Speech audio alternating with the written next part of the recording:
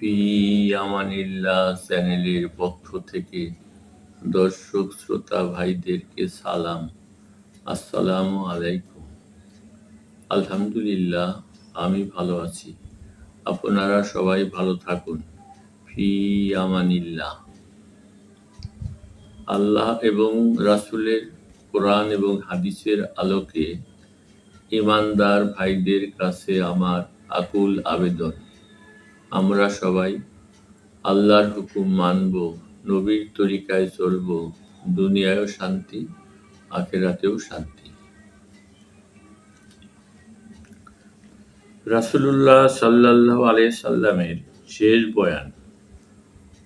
হযরত মুয়াবিয়া ইবনে আবি সুফিয়ান রাদিয়াল্লাহু তাআলা আনহু বলেন, রাসূলুল্লাহ সাল্লাল্লাহু আলাইহি সাল্লাম মৃত্যু রোগে আক্রান্ত হওয়ার পর একবার বলিলেন, বিভিন্ন কুয়া হইতে ৭ মশক পানি আনিয়া আমার উপর ঢালো, যাহাতে আমি একটু সুস্থ হই এবং বাহিরে যাইয়া লোকদেরকে ওসিয়ত করিতে পারি। সুতরাং পানি ঢালার পর তিনি একটু সুস্থতা বোধ করিলেন এবং মাথায় পট্টি বাঁধিয়া বাহিরে আসিলেন এবং মিম্বারে আরোহণ করিলেন।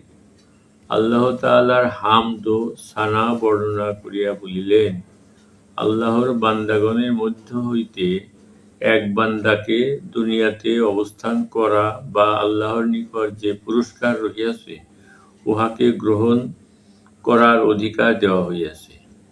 সেই বান্দা আল্লাহর নিকট যে পুরস্কার রহিয়াছে উহাকে গ্রহণ করিয়াছে। এইখানে বান্দা দ্বারা উদ্দেশ্য রাসূলুল্লাহ সাল্লাল্লাহু আলাইহি সাল্লাম স্বয়ং নিজে। আর তাহার এই কথার অর্থ হইল তিনি অতি সত্বর দুনিয়া হইতে বিদায় গ্রহণ করিবেন। রাসূলুল্লাহ সাল্লাল্লাহু আলাইহি সাল্লামের এই কথার অর্থ হযরত আবু বকর রাদিয়াল্লাহু তাআলা আনহু ব্যতীত আর কেহ বুঝিতে পারেন নাই। অতএব তিনি কাঁদিতে আরম্ভ করিলেন এবং আরজ করিলেন, আমরা আমাদের পিতা মাতা এবং সন্তান সন্ততি সকলকে আপনার জন্য উৎসর্গ করিব। রাসূলুল্লাহ সাল্লাল্লাহু আলাইহি সাল্লাম বলিলেন, হে আবু বকর, শান্ত হও, কান্নাকাটি করিও না। সঙ্গ দান ও মাল খরচ করার দিক দিয়া আমার নিকট ইবনে আবি কুহাফা অর্থাৎ হযরত আবু বকর রাদিয়াল্লাহু তাআলা আনহু সর্বাপেক্ষা উত্তম। মসজিদে আবু বকরের দরজা ব্যতীত উন্মুক্ত সকল দরজা বন্ধ করিয়া দাও, কেননা আমি আবু বকরের দরজায় নূর দেখিয়াছি। হযরত আইয়ুব ইবনে বশির রাদিয়াল্লাহু তাআলা আনহু বলেন, রাসূলুল্লাহ সাল্লাল্লাহু আলাইহি ওয়াসাল্লাম মৃত্যু রোগে আক্রান্ত অবস্থায় ইরশাদ করিলেন, আমার উপর পানি ঢালো। পরবর্তী অংশ পূর্বোক্ত হাদিস অনুযায়ী বর্ণনা করিয়াছেন।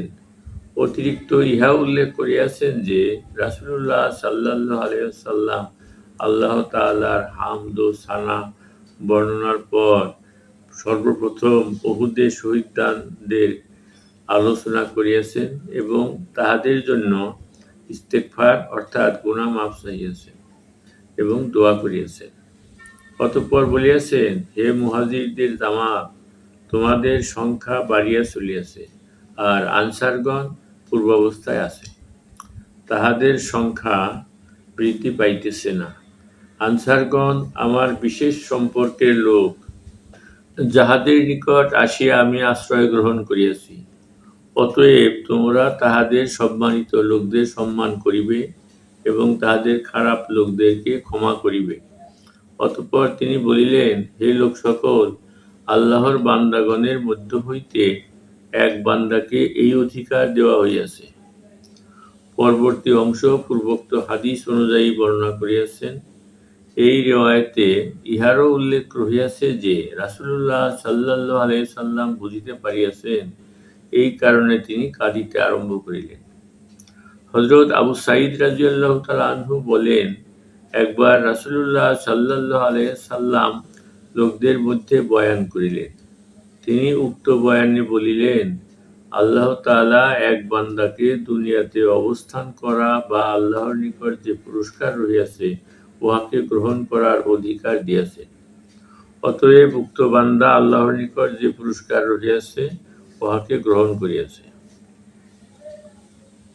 ইহা শুনিয়া হযরত আবু বকর রাদিয়াল্লাহু তাআলা আনহু কাঁদিতে আরম্ভ করিলেন। আমরা আশ্চর্য বোধ করিতে লাগিলাম যে রাসূলুল্লাহ সাল্লাল্লাহু আলাইহি সাল্লাম কোন এক বান্দা সম্পর্কে এই সংবাদ দিয়াছেন। ইহাতে হযরত আবু বকর রাদিয়াল্লাহু তাআলা আনহু কেন কাঁদিতেছেন?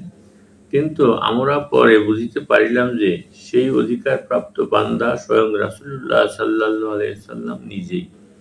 আর তাহার এই কথার অর্থ হইল তিনি অতি সত্বর দুনিয়া হইতে বিদায় গ্রহণ করিবেন। আমাদের মধ্যে হযরত আবু বকর রাদিয়াল্লাহু তাআলা আনহুই তাহার এই কথার মর্মার্থ সম্পর্কে সর্বাধিক জ্ঞানী ছিলেন। অতঃপর রাসূলুল্লাহ সাল্লাল্লাহু আলাইহি সাল্লাম বলিলেন, আবু বকর সঙ্গদান করিয়া এবং মাল খরচ করিয়া আমার উপর সর্বাপেক্ষা অধিকার ইহসান করিয়াছে। যদি আমি তাহার রব ব্যতীত আর কাহাকেও খলিল অর্থাৎ আন্তরিক বন্ধু বানাইতাম তবে আবু বকরকে বানাইতাম। তবে তাহার সহিত আমার ইসলামী বন্ধুত্ব ও মহব্বত অবশ্যই রহিয়াছে। আবু বকরের দরজা ব্যতীত মসজিদের সকল দরজা বন্ধ করিয়া দেওয়া হোক। হযরত ইবনে আব্বাস রাদিয়াল্লাহু তাআলা আনহু বলেন, রাসূলুল্লাহ সাল্লাল্লাহু আলাইহি সাল্লাম মৃত্যু রোগে আক্রান্ত হওয়ার পর মাথায় কালো রঙের পট্টি বাঁধিয়া কাঁধের উপর চাদর জড়ানো অবস্থায় মিম্বারে আসিয়া বসিলেন। বর্ণনাকারী অতঃপর রাসূলুল্লাহ সাল্লাল্লাহু আলাইহি সাল্লামের বয়ান ও আনসারদের ব্যাপারে তাহার ওসিয়তের কথা উল্লেখ করিয়াছেন। বর্ণনাকারী বলেন, ইন্তেকালের পূর্বে ইহাই রাসূলুল্লাহ সাল্লাল্লাহু আলাইহি সাল্লামের সর্বশেষ মজলিস ও সর্বশেষ বয়ান ছিল। হযরত কাব ইবনে মালিক রাদিয়াল্লাহু তাআলা আনহু সেই তিনজন সাহাবীর একজন যাহাদের তওবা কবুল হইয়াছিল। তিনি বলিলেন, রাসূলুল্লাহ সাল্লাল্লাহু আলাইহি সাল্লাম দাঁড়াইয়া বয়ান করিলেন। সর্বপ্রথম আল্লাহর হামদ ও সানা বর্ণনা করিলেন। তারপর উহুদের যুদ্ধে শাহাদাত প্রাপ্ত সাহাবাদের জন্য মাগফিরাতের দোয়া করিয়া বলিলেন, হে মুহাজিরদের জামাত। অতঃপর পূর্ববর্ণিত বাইহাকী হইতে হযরত আইয়ুব ইবনে বশির রাদিয়াল্লাহু তাআলা আনহু এর হাদিস অনুযায়ী আনসারদের ব্যাপারে রাসূলুল্লাহ সাল্লাল্লাহু আলাইহি সাল্লামের ওসিয়ত উল্লেখ করিয়াছেন।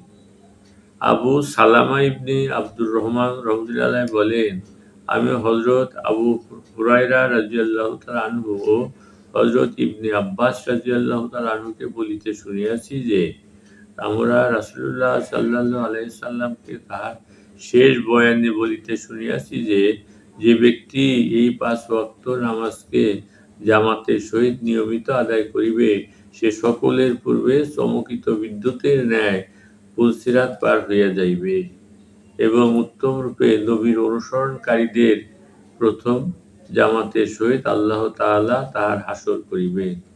আর এমন প্রতিদিন রাত্রির বিনিময়ে যাহাতে সে ৫ ওয়াক্ত নামাজের পাবন্দী করিয়াছে আল্লাহর রাস্তায় শাহাদাত বরণকারী হাজার শহীদের ন্যায় আজর ও সওয়াব দান করিবেন। আলহামদুলিল্লাহ।